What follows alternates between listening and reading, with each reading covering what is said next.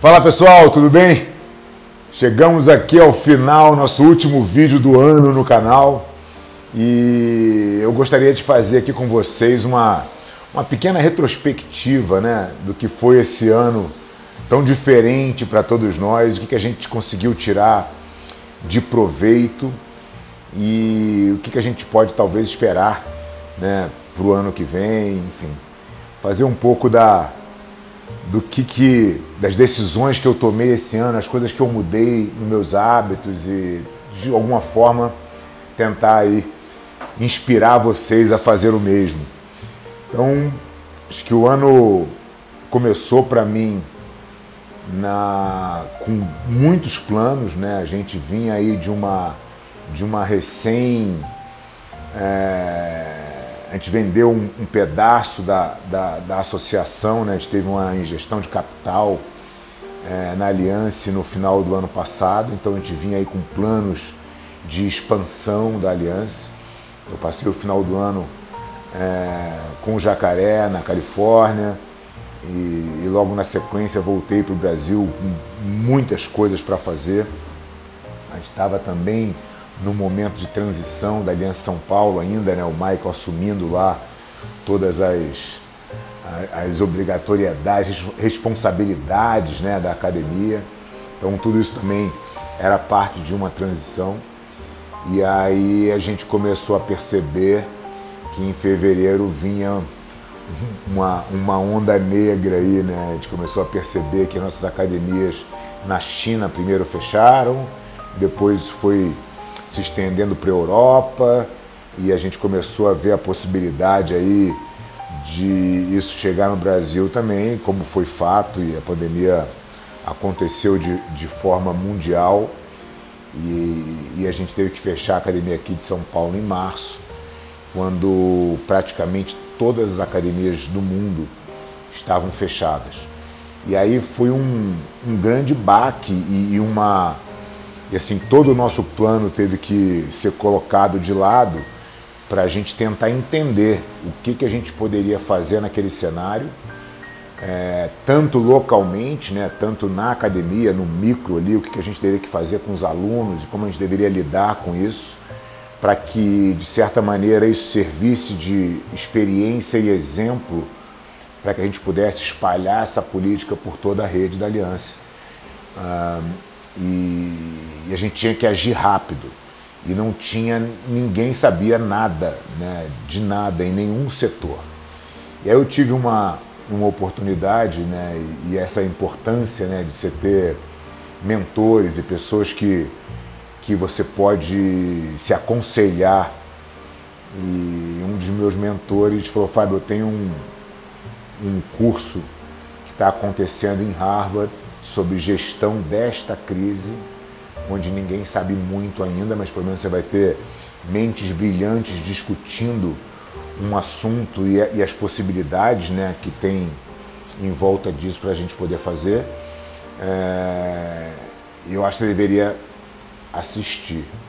E eram 5 masterclass de 2 horas e meia, e eu me lembro que eu assisti isso em coisa de 3 dias. E ali eu pude realmente ter uma visão de como eu deveria lidar com aquela situação no primeiro momento. A primeira decisão, ela estava baseada assim: como é que eu cuido dos meus, né? Como é que eu cuido dos meus funcionários, como é que eu cuido do meu time, como é que os funcionários da associação, como é que os professores da academia precisam ser cuidados. E para que isso acontecesse, eu precisaria, obviamente, que os alunos estivessem suportando a academia. E como é que eu poderia pedir suporte dos alunos para que eu pudesse manter os professores? Então, a gente foi criando alguns mecanismos aí de devolução desse tempo que a gente ficaria parado, né? E a gente criou aí uma política de devolução de todo o dinheiro que os nossos alunos investiram durante a pandemia. E em cima disso ainda criamos a questão da troca de seminários, né? Então eu e o Michael nos dispusemos a fazer seminários na academias de amigos e em troca esses amigos viriam na Aliança São Paulo também para dar seminário gratuitamente para os nossos alunos.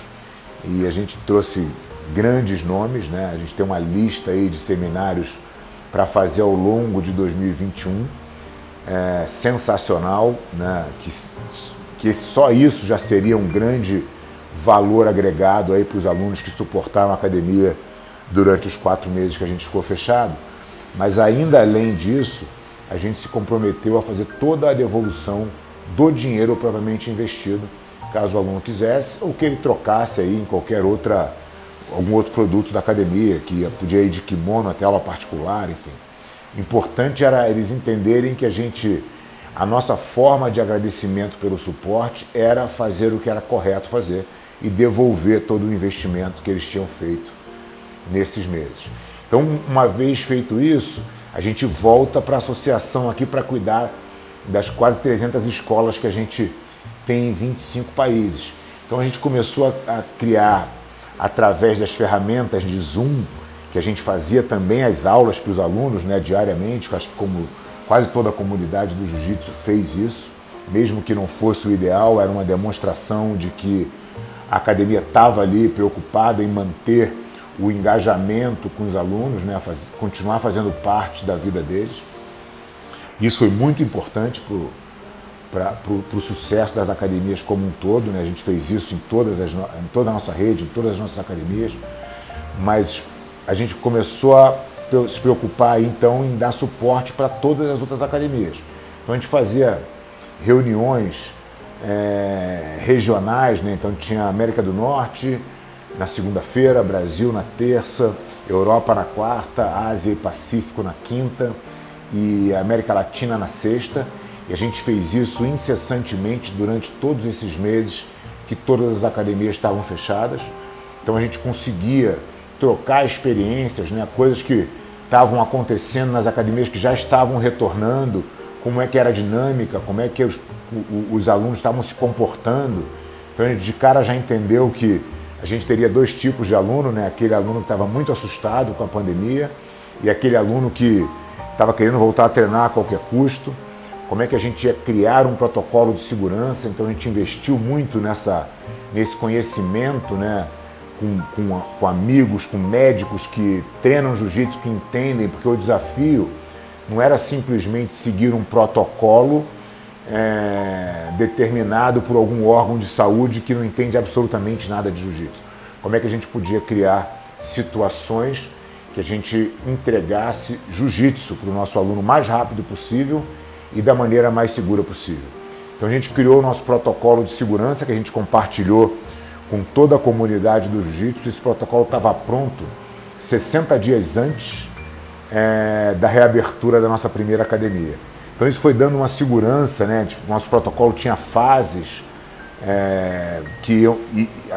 as fases iam relaxando cada vez mais até que você chegasse na sua normalidade ou quase normalidade de funcionamento, sabendo que eventualmente a gente poderia ter que regredir alguma fase. Isso aconteceu em alguns lugares que tiveram alguns casos de contaminação e tiveram que regredir, mas isso tudo foi monitorado de uma forma muito bacana. A gente ficou muito próximo dos nossos filiados, né, de uma maneira geral. Isso deu para a gente uma possibilidade de entender um pouco mais o nosso filiado, né, e as suas dores. E isso veio num momento muito importante também de reestruturação de todos os nossos processos internos dentro do escritório. Então a gente foi melhorando os nossos processos de suporte ao nosso filiado. A gente aproveitou também esse tempo que a pandemia nos deu para trabalhar muito nos produtos online, né? Então a gente conseguiu colocar praticamente toda a nossa metodologia na plataforma online. Os nossos professores têm um acesso hoje muito mais fácil à nossa metodologia, aos nossos cursos, porque a gente conseguiu botar todo esse material disponível de maneira online. Então foi um período que a gente trabalhou muito e caminhou muito na nossa organização para que a gente possa, a partir de 2021, dar um suporte ainda melhor para os nossos filiados. A gente Claro, teve algumas academias que não resistiram, foram muito poucas que realmente tiveram que fechar. Tem alguns lugares com lockdowns mais severos, né, e que realmente impossibilitaram alguns professores de manter os seus negócios abertos, mas a gente espera que eles possam voltar assim que a coisa se normalize, mas principalmente a gente conseguiu fazer com que as nossas academias entendessem mais ainda a nossa proposta, né, o nosso plano de crescimento e como a gente quer entregar o jiu-jitsu para o nosso aluno na ponta final. Então a gente falou muito disso com todos os nossos filiados durante muito tempo.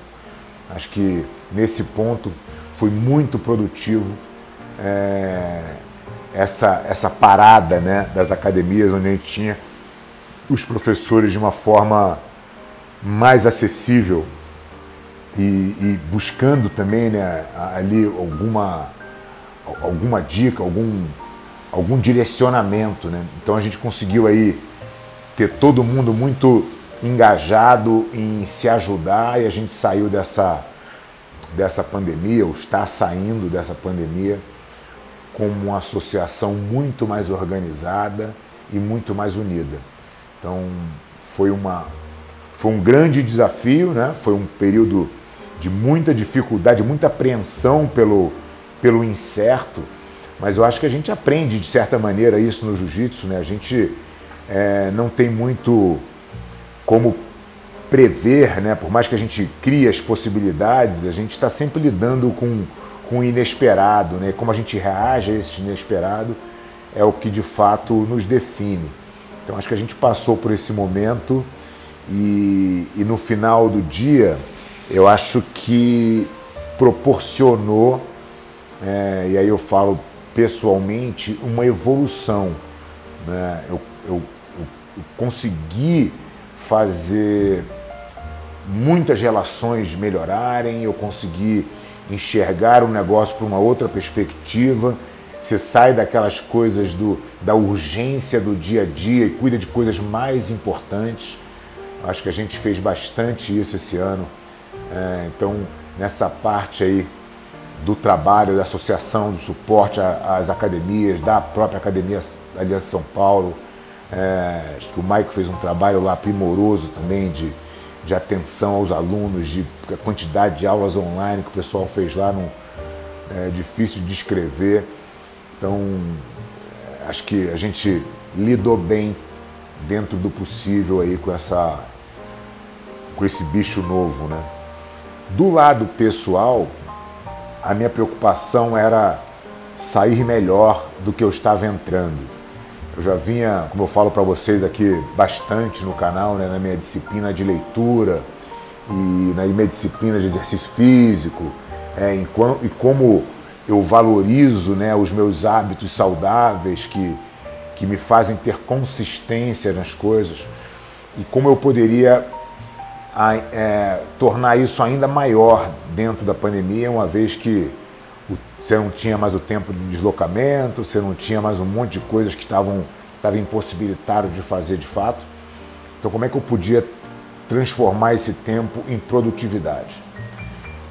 Pela primeira vez eu consegui passar o número de 50 livros lidos no ano, né? Eu li até agora 51, já contando com o que eu vou ler agora nessa semana, que é a continuação de uma obra do Winston Churchill que eu estou lendo sobre as memórias da Segunda Guerra. Então eu li o primeiro volume e agora começo amanhã o segundo e vai totalizar aí 51 livros. Vocês podem estar vendo em algum lugar na tela aqui um monte de capinha de livro aí, dos livros que eu li livros incríveis, né?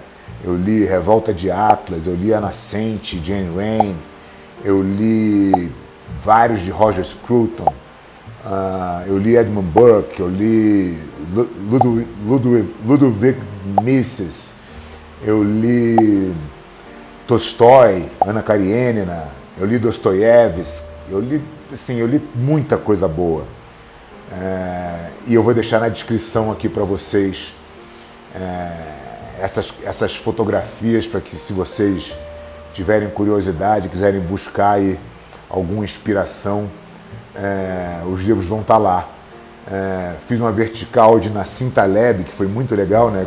Li Lógica do Cisne Negro, Iludidos pelo Acaso e Skin in the Game, que fala muito de aleatoriedade, né? De eventos aleatórios, de eventos drásticos, e a pandemia nada mais é do que isso.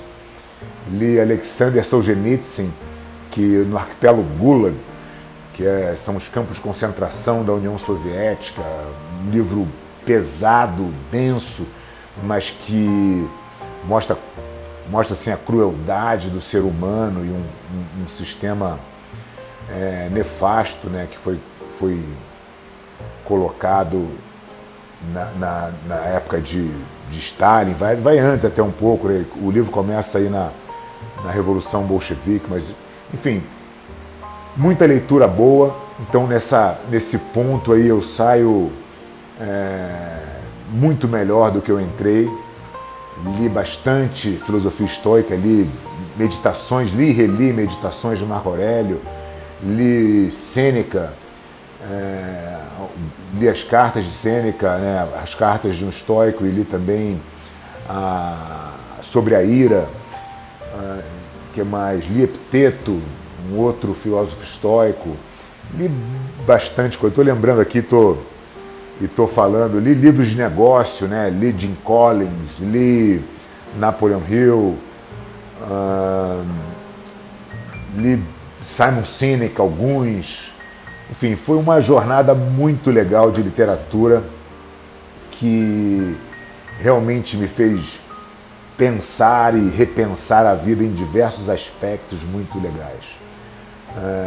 Tive na minha vida pessoal ainda uma decisão muito bacana. Eu já estava num relacionamento com a minha mulher há 12 anos, mas a gente morava em casas separadas e a gente decidiu juntar tudo e viver junto, né? Então foi um movimento também muito legal de fazer. Estou muito feliz com essa nova fase da minha vida.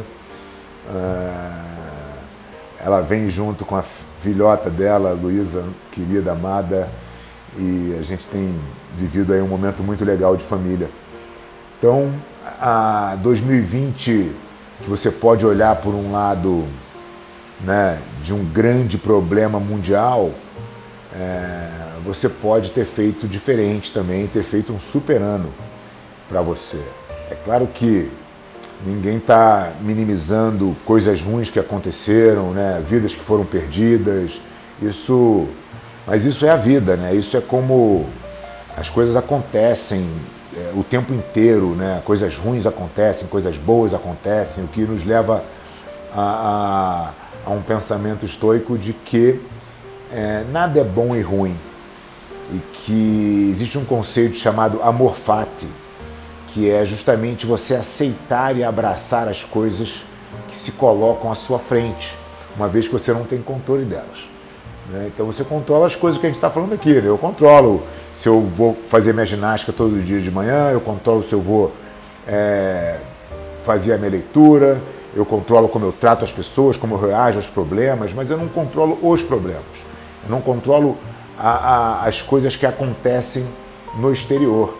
Então acho que isso, você gostar das coisas que acontecem, independente se elas te beneficiam imediatamente ou se elas que criam uma situação para que você evolua em cima delas, faz com que você veja a vida de uma maneira mais positiva, mais leve, e que você siga fazendo as coisas que você se propõe, que você acredita que seja o correto de você fazer, né?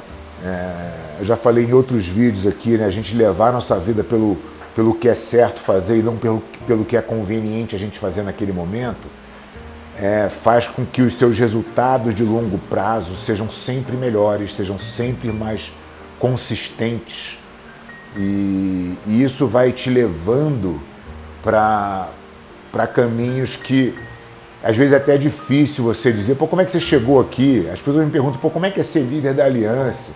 Eu não me tornei líder do dia para a noite, né? Eu fui fazendo as coisas foram acontecendo para mim. E as coisas só foram acontecendo para mim porque eu estava fazendo as coisas. Eu estava fazendo o que eu acreditava que era certo, eu estava fazendo as coisas com verdade, eu estava fazendo as coisas pensando no todo muito mais do que em mim. E eu acho que isso foi fazendo com que as pessoas fossem me colocando nessa posição de alguma liderança dentro do nosso grupo.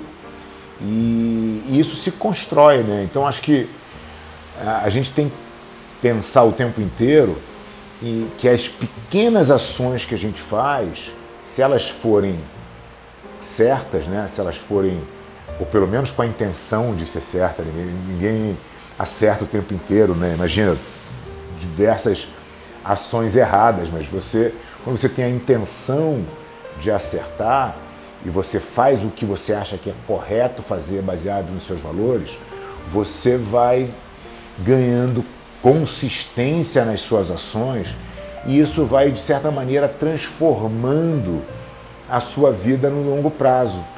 E eu acho que esse talvez seja o grande exercício, né? Você não querer fazer as coisas com imediatismo.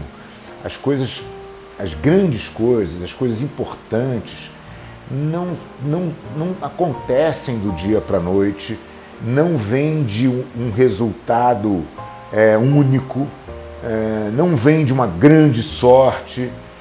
Isso não acontece. Não espere por isso, né? Não espere que algo exterior vá resolver os teus problemas. Não espere que algo exterior seja o responsável pela sua felicidade, pela sua paz de espírito. Eu acho que isso tem que partir de dentro, né? Você tem que ir fazendo as coisas que você acha que são corretas, você tem que ir cuidando das pessoas que você pode ajudar, que você tem que ir dando atenção às pessoas, ouvir as pessoas, né? Se botar disponível, achar tempo para as pessoas, tudo isso vai fazendo com que você vá dando importância às coisas realmente importantes. E quando você menos esperar, você vai estar numa posição muito melhor, né? Como quando, fazendo um comparativo com atividade física, quando você vai na academia num dia, volta, olha no espelho e nada mudou. Mas se você continuar indo na academia todos os dias, durante meses e meses, você vai ver de repente uma grande mudança, né? Um grande resultado no seu físico, na sua saúde. Acho que a gente está no momento de cuidar da nossa saúde, né? Acho que esse foi uma das minhas preocupações aí na pandemia, até porque a gente não sabia o que era, né?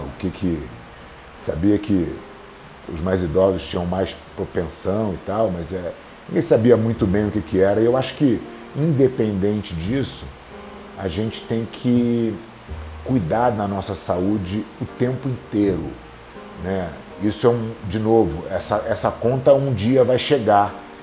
Então que a gente cuide para que ela chegue mais longe, né? Que a nossa saúde resista às coisas com muito mais tranquilidade. Isso é uma coisa que a gente... É claro que se você tem um problema genético é diferente, mas a maioria dos problemas que as pessoas têm de saúde não é um problema genético, é um problema de hábito, é um problema de se alimentar mal, de não se exercitar, de beber, de fumar, de se drogar, do que for que você coloca no seu hábito, na sua rotina, que te afasta do que é bom para o seu corpo, né? Consequentemente bom para a sua mente também. Então acho que se manter saudável nesse momento me deu uma grande tranquilidade, né, de confiar que eu ter levado a minha vida saudável, né, não exatamente nesse momento, eu ter sido criado num ambiente que sempre se preocupou, né, desde da minha casa até a criação que eu tive com o meu mestre, com o Jacaré, da preocupação com a alimentação, da alimentação saudável, da prática de exercício físico, da disciplina de treino. Tudo isso me fez o que eu sou, né? Então eu tenho uma plena confiança no meu sistema imunológico, na minha saúde. Isso não quer dizer que eu vá ser relaxado e achar que que eu sou mais de qualquer coisa, nada disso, mas eu tenho uma segurança de que se algo acontecer, eu vou estar na melhor condição possível para me defender, né? Então acho que cuidar da nossa saúde é uma coisa que ficou muito evidente que a gente precisa, e é legal falar disso porque o movimento que está acontecendo agora nas academias de jiu-jitsu é justamente do novo aluno. É o aluno que estava sem fazer atividade física, a pandemia veio e ele falou assim, puta, cara, eu precisava estar cuidando mais da minha saúde, eu precisava estar mais em forma. Então acho que as pessoas estão se conscientizando disso. A gente volta para aqueles dois grupos que eu mencionei antes, né? O grupo do pessoal que está com muito medo. E às vezes o medo está relacionado também a um familiar, né? As pessoas que estão em volta de você, isso é totalmente compreensível. Mas tem uma turma muito grande que entendeu que, cara, a melhor vacina é você que pode dar todos os dias, cuidando da sua saúde, se alimentando bem e cuidando de você. Eu acho que 2020 deixa essa mensagem muito viva, né? A gente teve aí voltando aí para o jiu-jitsu, né, um ano muito atípico, calendário de competições, né, tiveram pouquíssimas competições. A federação tentou aí realizar o que ela pôde de campeonatos, mas a gente não teve o campeonato brasileiro, a gente não teve o campeonato mundial, a gente teve o PAN, que foi uma decisão de fazer um teste, né? O PAN foi levado para Orlando, onde tinha permissão. Depois a federação ainda conseguiu realizar o Mundial de Master, obviamente num tamanho muito reduzido, mas de toda forma realizou o seu campeonato, fizeram aqui no Brasil o Sul-Americano. Então, enfim, a federação tentou trazer aí um pouco de campeonatos dentro do possível, né? O Mundial, infelizmente, foi entendido que não tinha como a gente fazer uma festa que é a maior festa do nosso esporte de uma maneira totalmente diferente e que diminuiria, né, o brilho do evento, porque se restringiria a uma região. Isso, independente se você fizer nos Estados Unidos ou no Brasil ou na Europa, isso privaria o campeonato de fato ser um campeonato mundial. Então a federação tomou a decisão que eu particularmente achei acertada de não realizar. A gente viu isso acontecer em tantos outros esportes também e ao mesmo tempo viu outros esportes criarem soluções, né, como foi a NBA, como foi o UFC, que de certa maneira conseguiram driblar aí a pandemia e fazer os seus eventos uma estrutura impressionante, né, mas que se justificou, né, foi muito bacana de ver as pessoas que não aceitam simplesmente o não, né, e tentam realizar coisas diferentes. Então, fiquei muito feliz de ver, né, são exemplos a serem seguidos aí, as pessoas que conseguem inovar dentro da dificuldade. Acho que o UFC e a NBA são dois exemplos desse aí para a gente estudar, acho que vão ser cases de estudo aí. Então, tivemos eventos de luta casada, né? A gente teve o lançamento do BJJ Batics, o primeiro foi na pandemia ainda, depois a gente teve o BJJ Stars com um evento muito bacana também aqui em São Paulo, Estados Unidos com vários Fight to Win, com Who's Number One da Flow Grappling, muitos eventos do casado, pessoal muito ativo, né? A gente pôde acompanhar aí novos talentos, né? Aparecendo aí de forma mais consolidada, né? E eu faria aí um destaque pro Ruotolo Brothers lá, os alunos do André Galvão, que realmente impressionantes, muito bacana de ver, dois garotos muito novos, né? Lutando muito para frente, muito bacana. O Kennedy, né? Maciel, filho do Cobrinha também, fazendo performances incríveis, né? Muito consistente. Enfim, tantos outros, né? O Kainan confirmando aí o ano que ele já tinha tido muito bom. Muita gente boa competindo.